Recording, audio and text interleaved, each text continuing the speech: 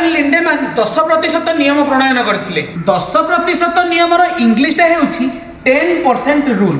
ए rule रो R आउ L को देखि पारुछन्ति कि नै? जदि देखि पारुछन्ति तेबे आर एल अर्थात आर एल लिंडेमैन।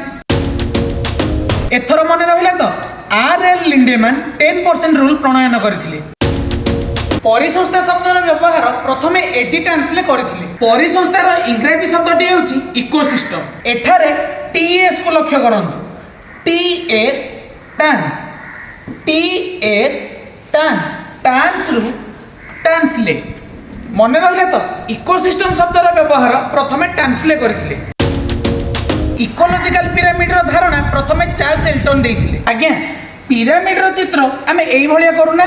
आउ एई भलिया चित्र वाला अल्फाबेट होछि के ना ए। आउ एई ए रु एल्टन मने रखिबे।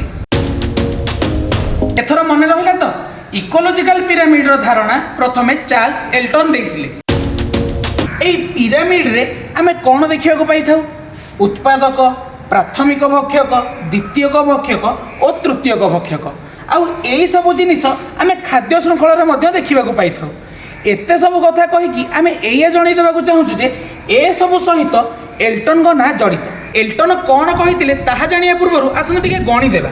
1 2 3 4 5 अर्थात एल्टन कहिथिले खाद्य श्रृंखला रे अति बेसी रे 5टी खाद्य स्तर रही परिबो।